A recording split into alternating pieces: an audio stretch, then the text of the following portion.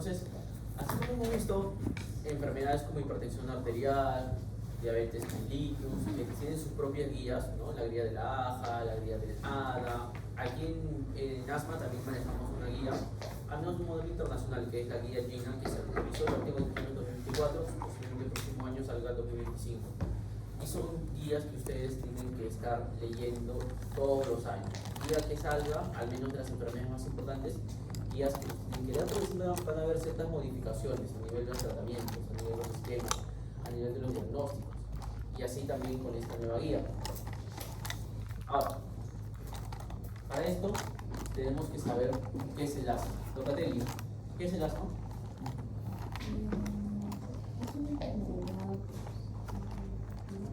Es una enfermedad pulmonar obstructiva. ¿Y cuál es la diferencia con el EPOC entonces? ¿Y el asma no? El asma también es una enfermedad crónica. ¿Ya? Entonces una mantiene un patrón de reversibilidad, ¿cierto? O sea, hace una broncodilatación frente a una prueba de beta-2 agonistas, ¿cierto?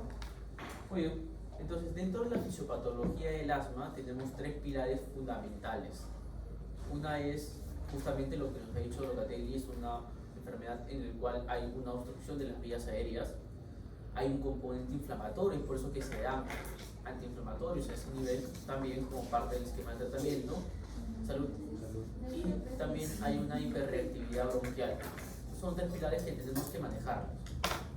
Bien. Entonces, para esto tenemos una serie de medicamentos. Recuerden que en farmacología manejamos una serie de medicamentos que se pueden ajustar justamente al perfil de cada paciente y según también la gravedad de cada paciente. ¿Qué medicamentos conocemos? Tenemos entonces los beta-2 agonistas como el salbutamol, tanto de corta como de larga acción. ¿Anticolinérgicos? Tenemos los anticolinérgicos como ejemplo. Diotropio. Como el bromuro, el ipratropio, el tiotropio, ¿qué más? ¿Qué otros medicamentos más tenemos? Por ejemplo, los corticoides inhalatorios. Los corticoides inhalatorios, ¿qué más? También tenemos los antileucotrienos, también se le puede dar. Antileucotrienos también. Muy bien, entonces tenemos una serie de medicamentos, incluso medicamentos un poco más modernos de terapia biológica, ¿no? Entonces tenemos aquí, por ejemplo, nuestra membrana. ¿Qué epitelio tiene? El tracto respiratorio. Epitelio pseudoestratificado cilíndrico ciliado, ¿no?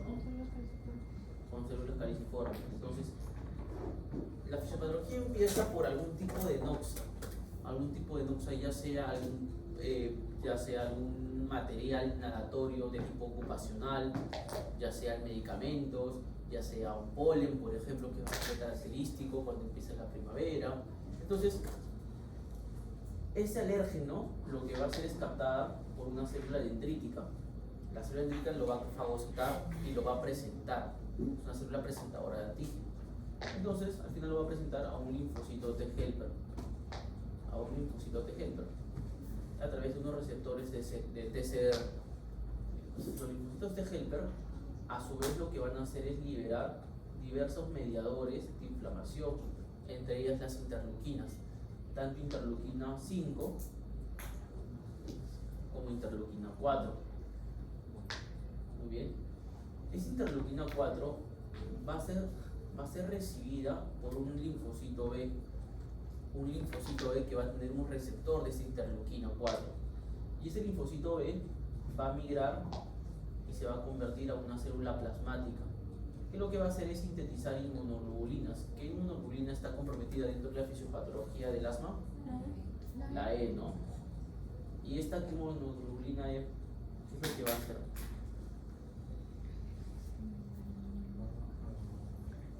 Va a ir a nuestro mastocito, se va a posicionar aquí y va a generar una degranulación mastocitaria, ¿cierto?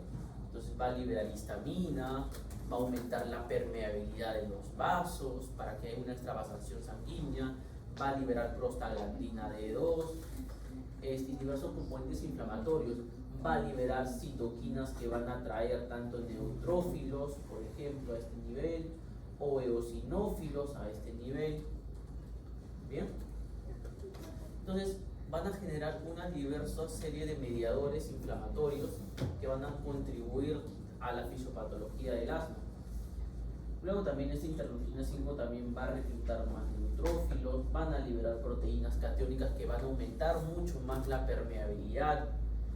Ahora, además de esta degranulación mastocitaria, lo que hacen los mastocitos es coger los fosfolípidos de las membranas celulares y lo que van a hacer es degradarlos a través de una enzima que es la fosfolipasa 2.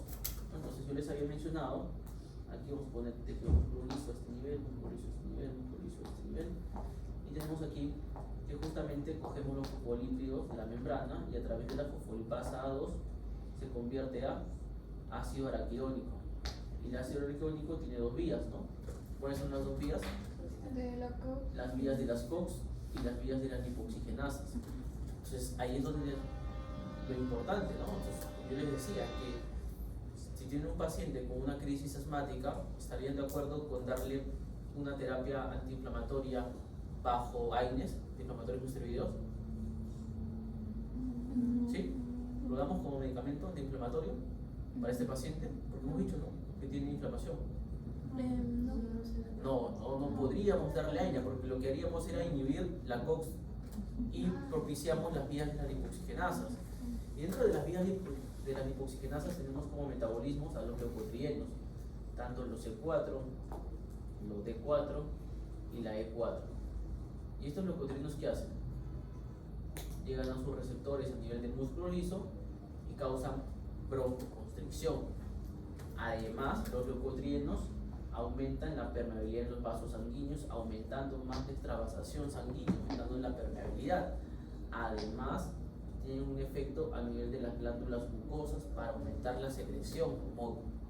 Entonces, estos leucotrienos van a ser unos pilares claves dentro de la farmacología, dentro de la fisiopatología y también de la farmacología del asma. Además, esta permeabilidad lo que va a hacer es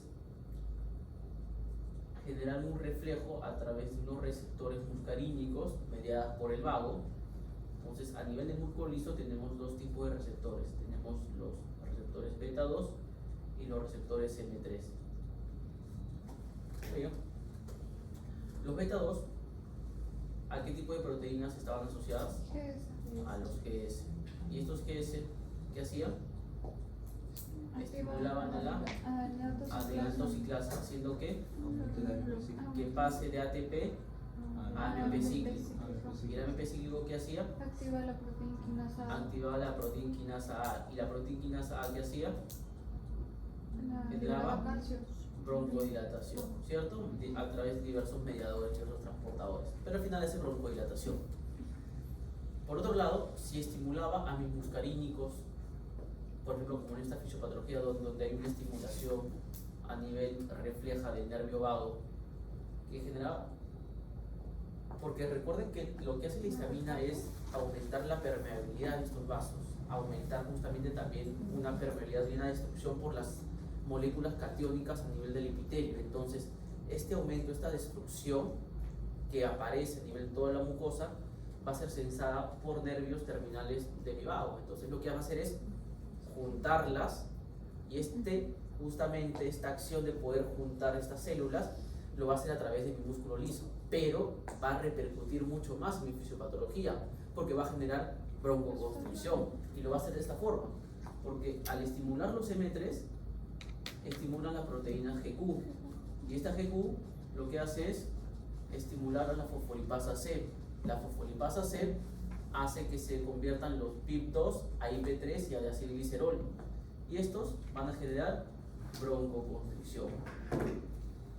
Además, su AMP cíclico se va a degradar a través de una enzima que se llama fosfodiesterasa y lo va a convertir a AMP, que es la forma inactiva, o vamos a decirlo así.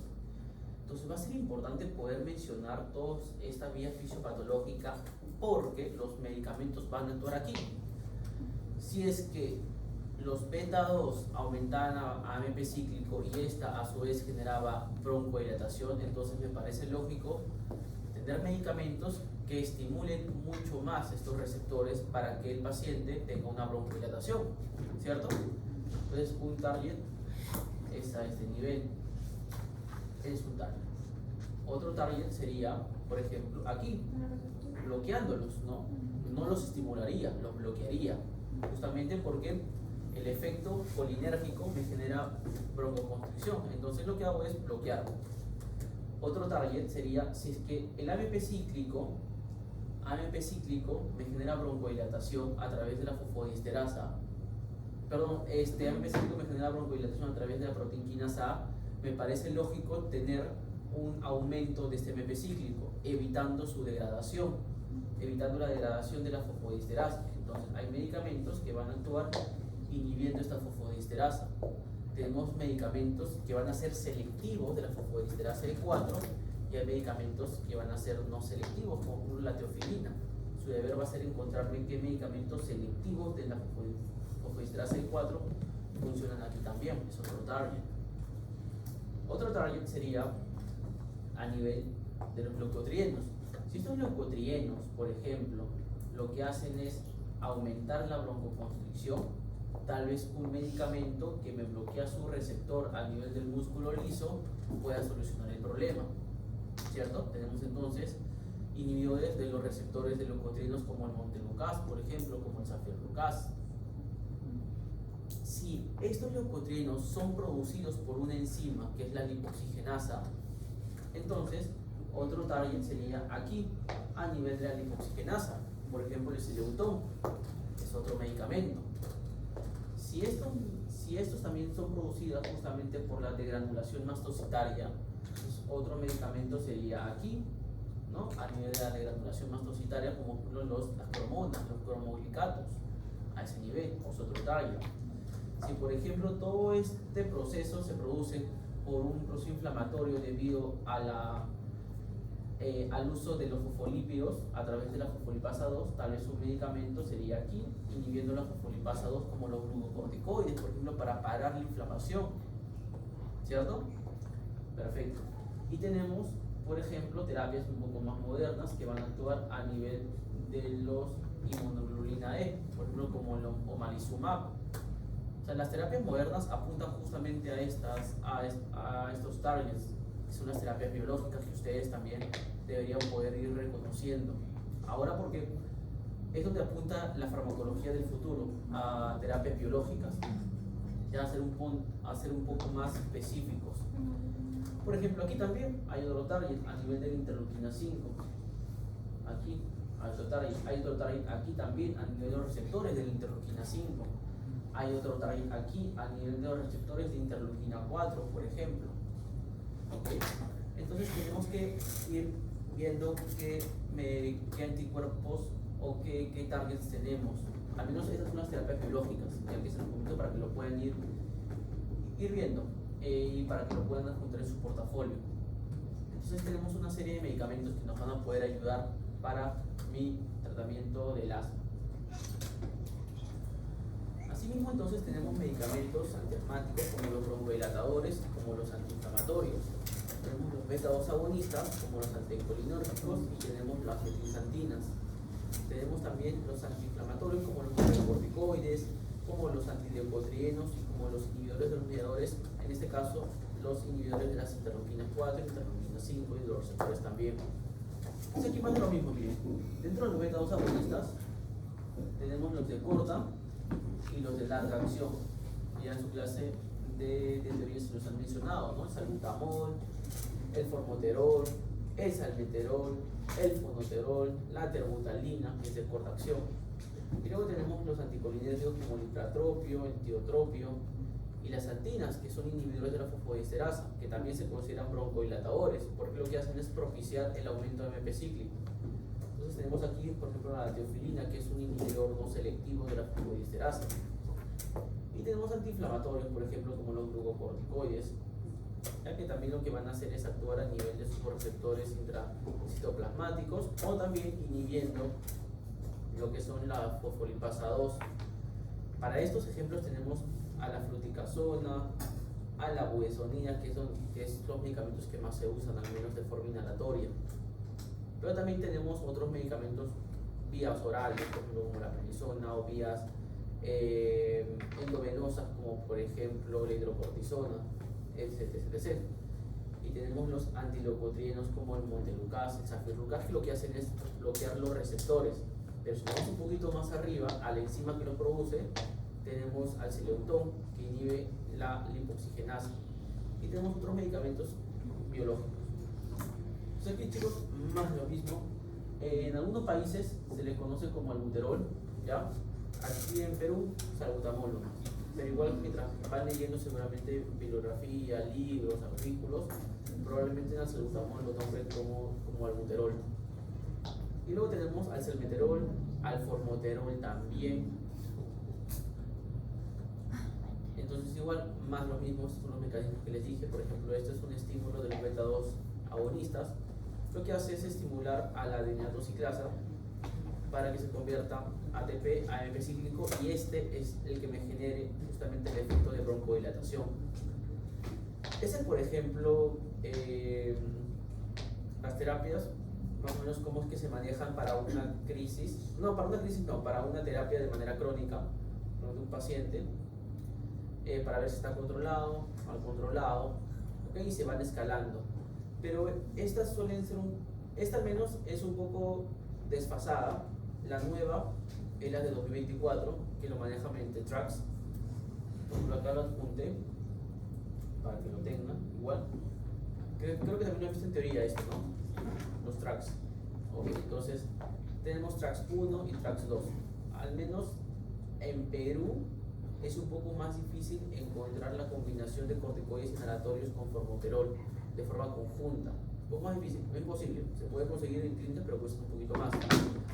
Entonces, para esto, la Gina ha dicho, ok, no nos compliquemos, vamos, si bien es cierto, esto es el preferido de todos, pero vamos a tener que mantener el esquema como lo hemos venido manejando anteriormente, y lo vamos a poner de forma alternativa. Entonces, es igualito a lo que voy manejando, el paso 1, paso 2, paso 3, paso 4, teniendo en consideración que se puede usar la combinación en nuestros países según sea necesario, o incluir solamente un salbutamol según sea necesario. Pero como yo siempre les digo, ustedes tienen que aprender la medicina internacional, la medicina mundial, la medicina, o sea, como el inglés lo maneja todo el mundo, pero tienen que poder también tener el criterio de adaptación, tienen que poder adaptarnos a nuestra realidad. Es lo que les decía la clase pasada en cuanto a los criterios de diabetes, ¿no? Que a veces tal vez al paciente se le haga muy tedioso tomarle un test de tolerancia oral de glucosa a las 2 horas, porque al paciente no le gusta esperar, no va a estar en el hospital esperando 2 horas, porque vas a perder este paciente. O tal vez la hemoglobina glicosilada no sea tan buena porque no tenemos equipos validados. O por ejemplo, este paciente tiene malaria, asma, y como va a depender de la hemoglobina, tal vez no sea tan factible. Y por eso es que se usa la hemoglobina en ayunas principalmente. Pero a nivel de las guías, podemos usar cualquiera. Es igual, a nivel de guías, esto es el preferido que se usa. Pero también podríamos ir adaptándolo a nuestras condiciones. Muy bien, entonces tenemos también medicamentos como los antimuscarínicos, por ejemplo, como el hipatropio, como el tiotropio. Hay que tener en consideración los efectos adversos. Recuerden que son inespecíficos, entonces tenemos receptores muscarínicos en todas partes. Aquí con el tema de las antinas, igual hay que tener cuidado, ya, porque también pueden generar efectos adversos, al menos los no específicos, porque inhiben a la fosfodiesterasa. Y aquí está, pues, es una inhibición no selectiva de la fosfodiesterasa. Y aquí está más lo mismo, miren, las antinas como inhiben la fosfodiesterasa, aumentando el AMP cíclico, ya generando broncodilatación. Miren cómo tiene efecto la teofilina a nivel de las células endoteliales, a nivel del músculo liso, generando broncodilatación, y a nivel del músculo estriado también, y a nivel de diversos componentes celulares como linfocitos T, eosinófilos. Y tenemos los glucocorticoides. tenemos a la budesonida, a la fluticasona, por ejemplo, y antileucotrienos como el metoclopramida. Aquí faltan, ¿no? Más cosas que ustedes, para su portafolio al menos, tienen que estar bastante completos los gráficos, porque ya les dije que ahora esto lo van a tener que graficar los mecanismos de acciones, ya no lo van a tener que poner como texto, que se los he pasado a varios, pero la idea es que puedan ir integrando conceptos. Y mientras más gráficos haya, mientras más esquemas haya, mientras más puedan integrar, mejor para ustedes. Incluso creo que ustedes, ¿quiénes enseñan práctica en aula? Dos. Richard Richard Pera y El doctor Loconi. Sí. Ya, el doctor Loconi les ha dicho que van a tener que graficar, ¿cierto? No nos ha dicho No. nada. ¿No? O sea, yo le voy a decir que les diga que van a tener que No graficar. le diga. No hay que graficar. El doctor Loconi es mi promoción. Así que tienen que comenzar a generar estos tipos de gráficos para que puedan ir metiendo los targets, ya que es lo que se les pide. Igual aquí, Mucho con las antilocotrienos. ¿Cómo? Nada. O sea, eso ya no avanzado, según tengo entendido, igual en práctica en aula. ¿No? Ya se va a hacer mucho más fácil entonces. Igual acá tenemos los inhibidores entonces, de la lipoxigenasas y de los receptores. ¿Bien? Igual aquí también tenemos dosis, ya que lo van a poder ver ahorita, lo vamos a discutir igual y tener en cuenta los efectos adversos que pueden causar. Miren, entonces uno de los efectos adversos de los antimuscarínicos es la retención urinaria. Claro, porque ¿qué hacían los parasimpáticos a nivel de la vejiga? El efecto parasimpático, la acetilcolina, por ejemplo, hacía contracción del músculo detrusor de la vejiga, ¿no? Y relajaba el esfínter. Entonces, un anticolinérgico lo que va a hacer es lo opuesto. Entonces, estos pacientes tal vez te vengan con un efecto adverso como que no puedo orinar, y sea porque justamente están causando retención urinaria. Puede ser un efecto adverso. Al igual, por ejemplo, que los efectos adversos de los beta-2 agonistas en general taquicardia. Entonces es igual, los muscarínicos podrían tener sequedad de boca, retención urinaria. Y tenemos los corticoides, que también lo vamos a ir detallando en los casos clínicos, y también los antileucotrienos. Ahora sí, les presento dos casos clínicos. Tenemos el caso clínico número 1 y el caso clínico número 2.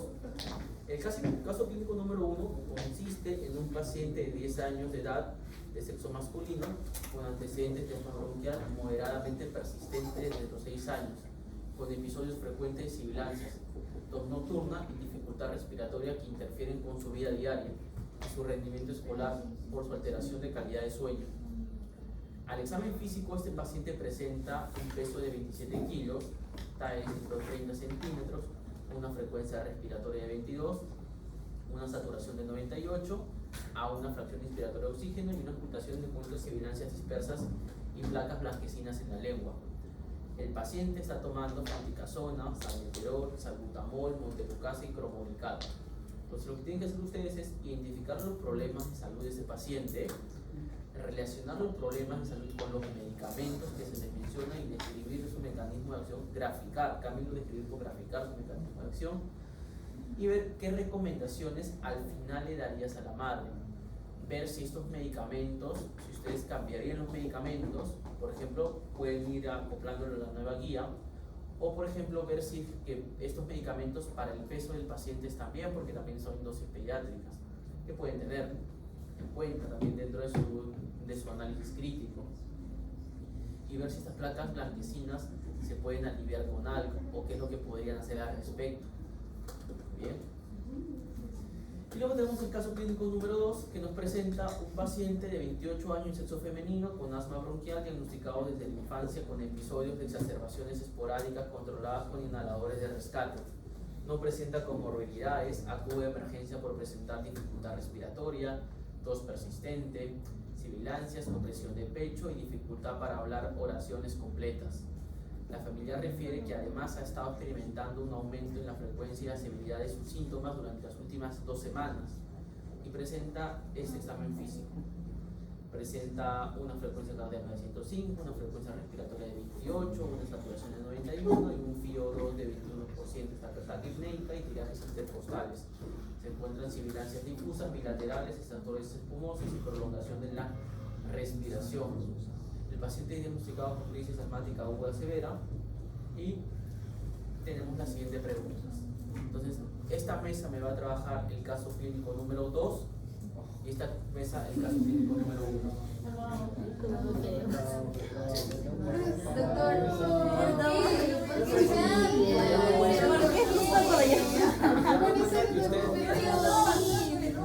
Ustedes vienen ya con los casos hechos y la idea es que lo puedan desarrollar y discutir. A partir de ya, pues si han hecho el caso número 1, ahora hagan el caso número 2 o lo inverso para que ya lo terminen y ya está.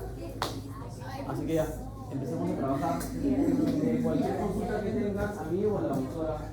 Así que empecemos a desarrollar los casos. Bueno, ustedes van a hacer. La próxima semana tenemos el trabajo. No se sabe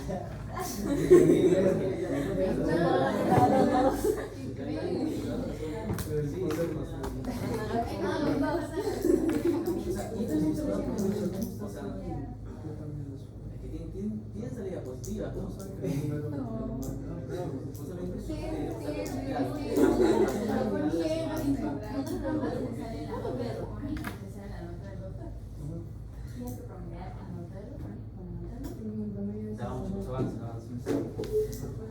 Profe, ¿hasta qué hora vamos a tener para hacer, ahora que tenemos que hacer la PPT y todo eso? Ahora igual. ¿Cuánto tiempo? No les gusta. ¿Qué, lo tenemos que hacer un PPT? A Pizarra antes lo hacían hablando, pero ahora tienen que